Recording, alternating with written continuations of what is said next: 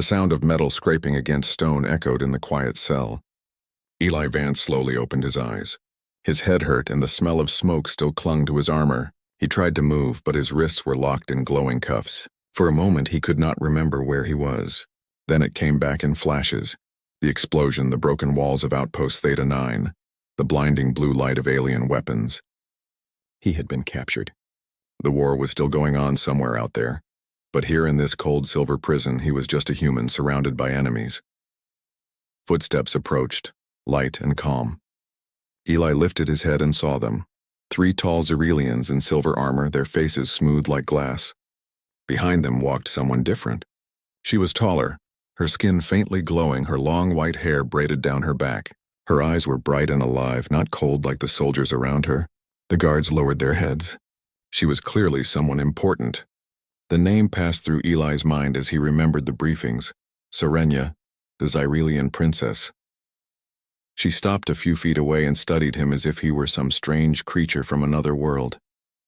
Her gaze moved from his torn uniform to his face. Then in a voice soft yet sharp, she spoke. "So this is a human soldier." Her tone was smooth, almost bored. "You are smaller than I imagined." Eli stayed silent. He knew what she was doing, trying to provoke him to see if humans were weak under pressure. He stared back at her without a word. Her lips curved into a slow smile, and then, to his surprise, she leaned slightly closer and said in a teasing voice, "You like my ass, don't you, human?" The guards laughed, their laughter echoing against the metal walls. Eli froze. It was the last thing he expected. Was this a joke to her? Some kind of test? He clenched his jaw and looked away. "You can mock all you want," he said quietly, "but your war will end like every empire before it, when humanity refuses to die." Her smile did not fade. If anything, it deepened. "Brave words from someone chained," she said, circling him slowly. "Do you always speak so boldly to your captors?" Eli turned his head and followed her with his eyes. "Only when they underestimate me." For a moment, she stopped walking. The guards looked at her, waiting for her to punish him for his tone. But she did not. Instead, she tilted her head, studying his expression like she was trying to read something inside him. "Interesting," she whispered. "You do not fear me. I have seen worse," Eli said. "And I have lost better friends than you will ever understand." Something flickered in her eyes then, something like curiosity or maybe respect. The silence stretched. The air between them felt heavy, charged. Then she turned and walked toward the door. "Feed him," she said to her guards, "and keep him alive. I want to learn more about this fearless human." The door closed behind her, leaving Eli in the half-dark cell. His heart was still beating hard. What was that supposed to mean? He did not know whether she planned to study him, humiliate him, or something else entirely. But he could not forget her tone, the mix of mockery and interest in her voice. Later that night, when the lights dimmed to a faint blue, Eli lay on the cold floor, staring at the ceiling. He could still hear the sound of her words in his mind, the strange mix of humor and power. He had met many enemies during the war, but none like her. He thought about his team, how they had fallen one by one in the ruins of the outpost. He had survived only because fate had chosen to make him a prisoner instead of a corpse. That fact burned inside him. But there was something else now, something new, an unease that had nothing to do with fear. It was the memory of those eyes, pale and sharp, looking straight through him. The next morning, 2 guards brought him food. When they left, a holographic screen appeared on the wall, showing battle updates. Human colonies were still fighting. The war was not over, but Eli's cell felt like another world entirely. Hours later, she returned, this time without soldiers.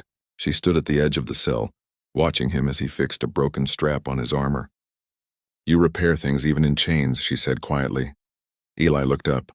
"It is what humans do. We fix what is broken." Her lips twitched again, almost smiling. "Strange creatures," she said. "You fight against impossible odds. You lose and still you fight." He shrugged. "You would not understand." "Perhaps," she said. Then she stepped closer, just enough that he could see the faint glow of her skin and smell the metallic scent of her world. "Tell me, human, if your kind loses everything, what keeps you going?" Eli hesitated. He could have lied, but something in her voice stopped him. "Hope," he said simply.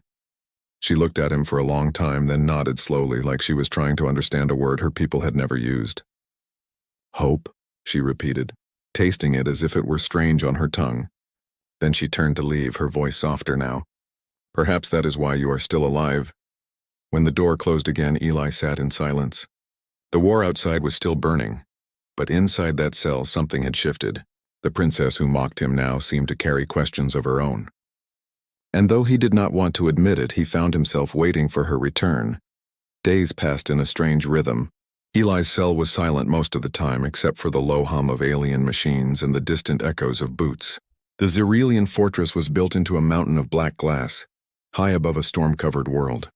Outside the window, lightning moved like veins across a purple sky. Every few hours he heard the war beyond the clouds, booming sounds that told him humanity was still fighting somewhere. But inside, the war felt far away. His cell had silver walls that seemed alive, glowing softly whenever he moved. Every motion he made was recorded. Every breath was measured. The aliens were studying him like a puzzle they could not solve.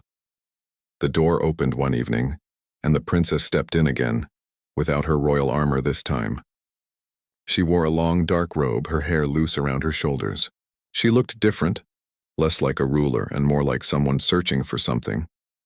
"You are awake," she said calmly, sitting on the edge of the metal table. "Do all humans stare so much?" Eli looked up from the floor. "Do all princesses visit their prisoners?" Her mouth curved into a faint smile. "I am not visiting. I am observing," he gave a short laugh. "You sound like one of your scientists." "Maybe I am," she said, looking at him closely. "You interest me, human. You do not beg. You do not fear. When you were captured, you tried to protect your wounded officer.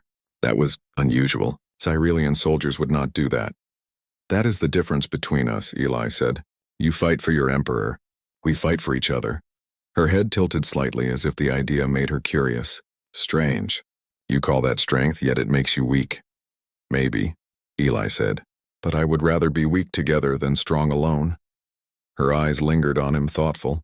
For a moment, the silence between them softened. Then she looked away, pretending not to care. "The others think you are dangerous.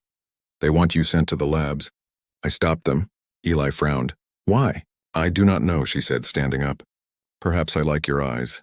He stared at her, unsure if she was joking or serious. She smiled faintly before leaving, her robe brushing the floor. When the door closed, the cell dimmed again. He tried not to think about her words, but they stayed in his mind like a quiet spark he could not ignore. The next day, they took him out for the first time. 2 guards led him through long corridors lined with floating lights. Every corner showed more of Xerelian power, towers of crystal, glass-like walls that displayed scenes of burning cities below. The aliens were celebrating victories, drinking from cups of liquid light. Yet Eli saw something else, weariness behind their silver eyes.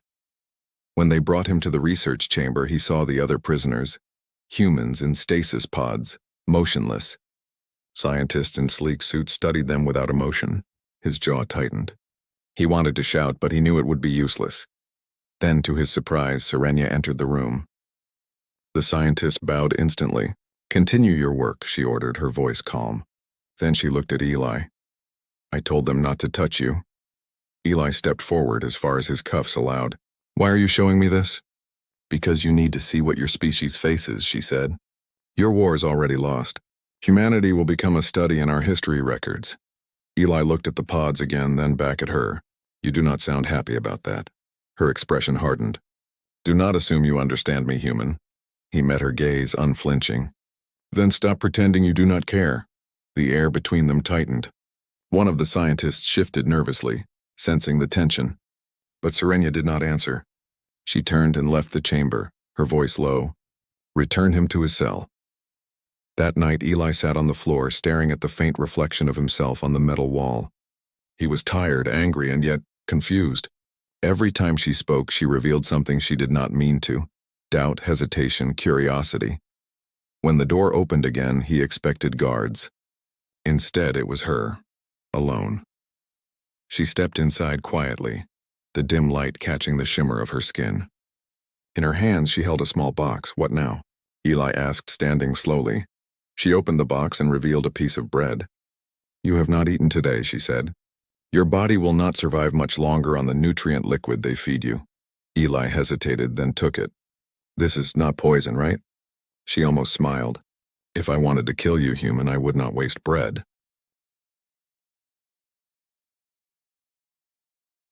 He laughed softly, and for the first time she joined him. A light sound, short but real. For a moment the cell did not feel like a cage. After he ate, she stood by the door looking at him in silence. My father planned something, she said finally. He will not just destroy your colonies. He wants to erase Earth from the stars. Eli's eyes widened. When? Soon, she said. Too soon. He stepped closer. Then stop him, her face tightened. You do not understand. Defying him means death. For me, for my world. Then let me do it, Eli said. Let me escape. Her gaze locked with his. For the first time she looked uncertain. Then she whispered, If I help you, it will cost everything. Then what are you waiting for? Eli said quietly. The war will not stop because you are afraid. For a long moment she did not move. The light between them flickered softly, painting her face in silver shadows. Then she turned away and walked out. The door closed, but before it sealed he heard her whisper, so soft he almost thought he imagined it. I am not afraid of you, human. I am afraid of myself. And with that the sound of her footsteps faded, leaving Eli in silence, his heart pounding with something far more dangerous than fear. Hope. The fortress trembled before dawn. Eli woke to the sound of sirens and the low hum of warships rising into the sky. Red lights flickered along the silver walls of his cell. For the first time since his capture, he saw fear in the eyes of the guards who ran past the door. Something had gone wrong. Somewhere above the clouds humanity was still fighting, and now they had struck back. He pressed his palms against the glass barrier, trying to see through the haze. Then suddenly the door opened. A figure entered, her robe soaked in rain, her face hidden beneath a hood. She moved fast, shutting the door behind her and disabling the camera sphere above. When she pulled back her hood, Eli's breath caught. It was Serenia. Get up, she said, her voice sharp but quiet. You have 10 minutes before they seal the lower decks. Eli stood, stunned. You're helping me? She looked at him, her expression hard but uncertain. Do not make me regret this. She pulled a small device from her sleeve, pressed it to the cuffs on his wrists, and the glowing restraints fell away. Eli rubbed his wrists, the first taste of freedom in weeks. Why? He asked again. Because my father has gone too far, she said. He plans to end everything, including me if I stand in his way. The alarm grew louder. Explosions shook the floor. Somewhere nearby, walls collapsed. Serenia handed him a small plasma pistol and motioned for him to follow. Stay close, she said. If you fall behind, I will leave you. They ran through the corridors, dodging sparks and falling metal. The once perfect halls of the Xyrelian fortress were now filled with smoke and chaos. Soldiers shouted orders in their alien tongue as systems failed. Eli's heart pounded, not from fear, but from the sight of her running ahead, her silver hair whipping behind her, the soft glow of her skin flickering like a ghost in the stormlight. They reached a corridor lined with tall windows. Outside, the alien capital burned. Ships fired across the sky like falling stars. The human fleet had returned. It was madness, and it was beautiful. Eli stopped for a second, watching the sky. That's my people, he said softly. Serenia grabbed his arm. Your people will die if you do not move. They turned a corner and came face to face with a squad of Xyrelian guards. The leader raised his weapon, shouting her name. Princess Serenia. Step away from the human. Her eyes flicked between them and Eli. Then in one motion she raised her hand and fired. Blue plasma tore through the guards. Eli stared in disbelief as the bodies fell. You killed your own soldiers. They were not mine, she said coldly. Not anymore. They ran again, passing through a laboratory where broken glass covered the floor. Machines sparked, displaying half-dead experiments of war. Creatures grown to fight humanity. Eli's stomach turned, but Serenia did not slow down. When they reached the main hangar, the ceiling had collapsed in one corner. Fire raged across the floor, and escape pods glowed in their launch bays. Serenia turned to him, her voice urgent. There is one pod left. It will take you to the human lines. Eli looked at her. And you? She hesitated. I will stay. If I run, my people will brand me a traitor. If I leave with you, they will hunt us both. He shook his head. Then come anyway. Eli— No, he interrupted, his voice firm. You saved me. You made your choice already. There's no going back. Her eyes met his. For a long moment, the world around them disappeared, the fire, the alarms, the screams. Only the two of them stood in the chaos, staring at each other like enemies who had forgotten why they fought. Then the sound of footsteps broke the moment. Soldiers were coming. Serenia shoved him toward the pod. "Go," she shouted. "They will kill you." He resisted. "I'm not leaving you here." She raised her hand and pushed him back with a burst of telekinetic force that sent him stumbling into the pod. The hatch slammed shut. Through the glass, he saw her face, calm, proud, and heartbreakingly distant. The pod launched. The force pinned Eli to his seat as it shot through the clouds. Below him, the fortress exploded in a storm of blue light. He watched the city burn, wondering if she had survived, or if she had chosen to die among her people. Hours later, the pod drifted into orbit. A human battleship intercepted it and pulled it aboard. The medics rushed to help him, but Eli's thoughts were elsewhere. He lay on the floor, staring at the stars through the small window, replaying her last words. "You will not understand until you see what I see." He wanted to believe she had made it out alive. He wanted to believe that the spark between them had not been crushed by the war.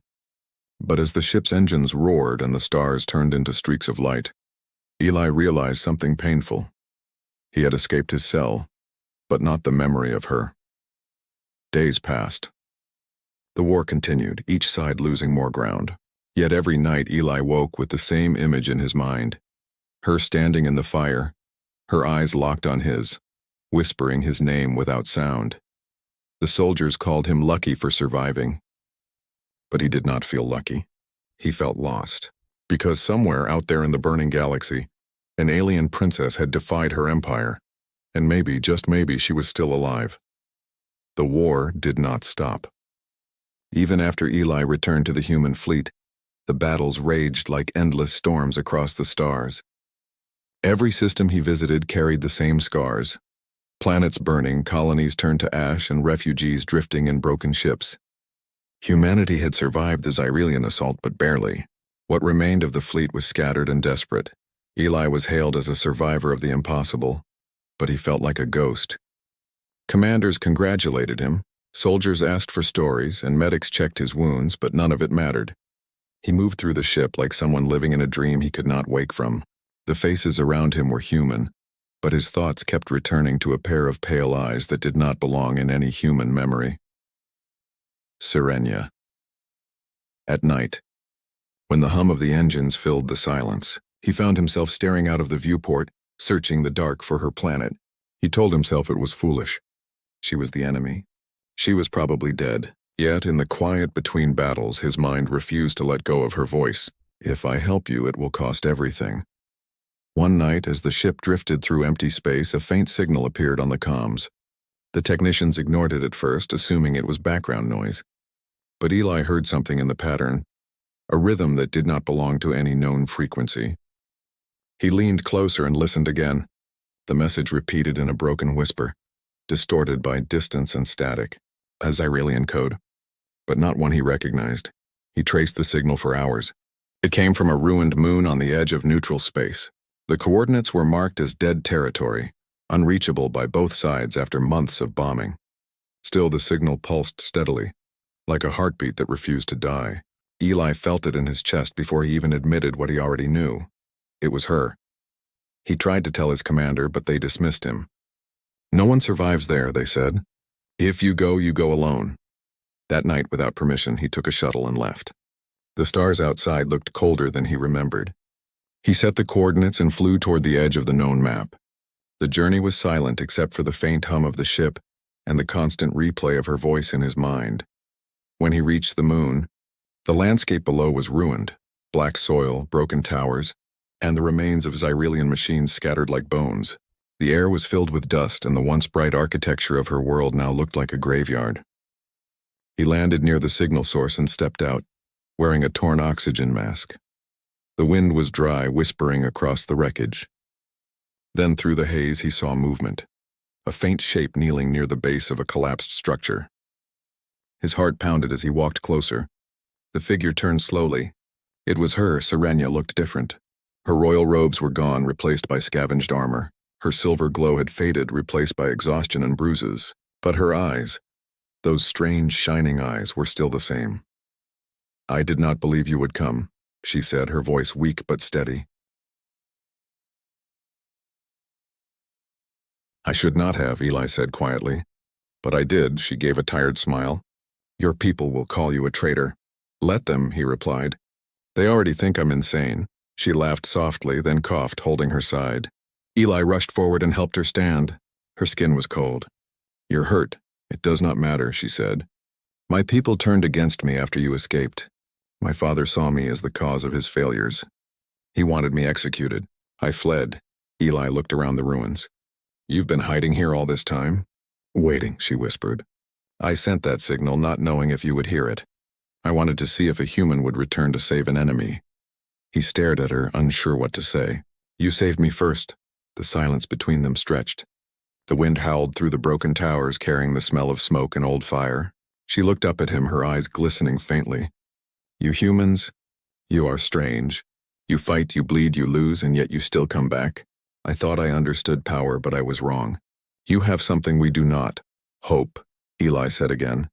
The same word he had told her before. Yes, she said, her voice trembling. Hope. They found shelter in a half-collapsed structure. Eli lit a small fire using a survival torch. She sat across from him, the orange light reflecting off her pale skin. The silence was soft this time, not tense. For the first time since the war began, neither of them felt like enemies. As the fire flickered, she spoke again. My father is not dead. He is rebuilding the fleet. He plans to release a weapon that will destroy both sides, yours and mine. He calls it the cleansing light. Eli's heart sank. Then we have to stop him. She nodded slowly. He keeps the weapon aboard the Royal Dreadnought. It is guarded by every soldier loyal to him. But there is one way in, through the energy conduits on the lower decks. Only someone with Xerilian blood can open it. Her eyes met his. That is why I called you. I cannot do this alone, Eli stood. Then we go together. You do not even hesitate, she said softly. You humans are reckless. Maybe, he said with a faint smile. But we finish what we start. She looked at him for a long moment. And what happens after if we live? Eli did not answer. He simply looked at her across the fire. The flames painted her face in gold and shadow, her expression both fierce and fragile. The war outside still raged, but in that small ruined room, for a brief and fragile moment, peace existed between two enemies who had forgotten why they ever fought. And as the firelight flickered, she leaned closer, whispering in a voice barely audible. Perhaps I should never have mocked you, human, because now I fear I understand why you looked at me that way. He smiled faintly. Because you're impossible to forget. Outside, the sky burned red, and the wind carried the distant sound of ships preparing for one last battle. The human fleet floated in silence above the ruined moon, unaware of what was happening below. Far beneath them, in the shadow of the Xerilian dreadnought, two figures moved through the darkness, one human, one alien princess. Eli and Serenia were heading straight into the heart of the most dangerous ship in the galaxy. The air inside the dreadnought was cold and dry, filled with the low hum of energy. The walls shimmered faintly with living circuits that pulsed like veins, glowing blue whenever Serenia placed her hand against them. This way, she whispered. Only royal blood can open these passages. Eli followed her, his boots echoing against the floor. Every step brought them closer to the weapon she had warned him about, the cleansing light. A weapon meant to erase not only Earth, but any world that dared resist the Xerilian Empire. If they failed, everything human and alien would burn together. He watched her as they walked. The once proud princess now looked worn but determined, her armor cracked and her face streaked with ash. Yet there was something stronger in her eyes now, purpose. You could have run, Eli said quietly. You could have disappeared, she shook her head. And live with the ghosts of my people? No, my father destroyed more than worlds. He destroyed who we were. If I do not stop him, I am no different from him. Eli nodded, his respect for her deepening. Then we stop him together. They reached a chamber filled with glass pillars. At the center stood a huge crystalline sphere, pulsing with white light. Dozens of cables ran into it, humming like the heartbeat of a god. The weapon, and standing before it was the Emperor. He was tall and imposing, his silver skin gleaming beneath the energy glow. His eyes were cold mirrors of his daughters. When he turned and saw them, his face twisted into something between anger and disbelief. Serenia, he said slowly, you bring a human into our holy vessel? She stood straight, unflinching. I bring the truth. You plan to destroy both species. There will be no empire left to rule. The Emperor's voice was calm but deadly. You have been corrupted by their weakness. His gaze shifted to Eli. And you, human, are a disease. You infect everything you touch. Eli raised his weapon, but Serenia put her hand on his arm. He wants you to fight, she said softly. He feeds on defiance. The Emperor stepped forward, his hands glowing with energy. You were born to lead gods, not beg for mercy from mortals. He roared. Do you truly think you can stop destiny? I do not believe in destiny anymore, Serenia said. Only in choice. He hesitated just long enough for her to reach for the control panel beside the weapon. The Emperor's eyes widened as he realized what she was doing. No! He shouted, firing a blast of energy. Eli moved before he could think. The blast hit him square in the chest, throwing him back against the wall. Pain shot through his body, but he stayed conscious long enough to see Serenia scream. She turned her rage on her father. The air around her shimmered, and the entire room began to quake. You took everything from me, she cried, her voice trembling with fury and sorrow. Now I take back what was mine to protect. The Emperor tried to counter her power, but she was faster. She struck the console, overloading the weapon's core. Alarms screamed and light flooded the chamber. The Emperor staggered back, his body cracking with energy. You will kill us all, he shouted.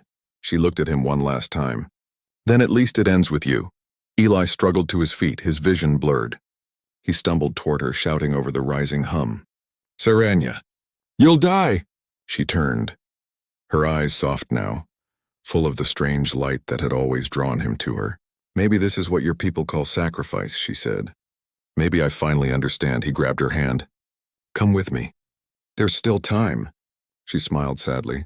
If I leave, the weapon will not stop.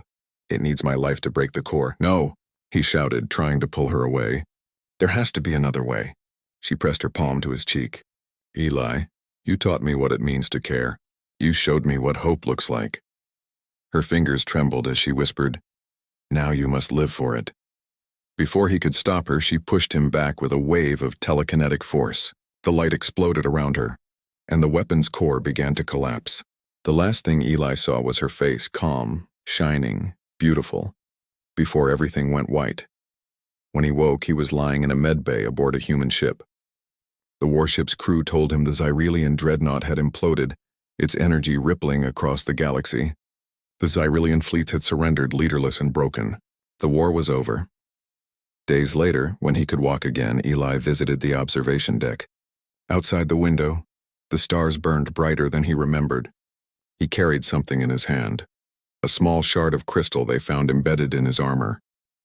It pulsed faintly with light like a heartbeat. He whispered softly, You're still here, aren't you? No one answered, but the crystal glowed for a brief second, and he felt warmth spread through his fingers. Months passed. Peace treaties were signed.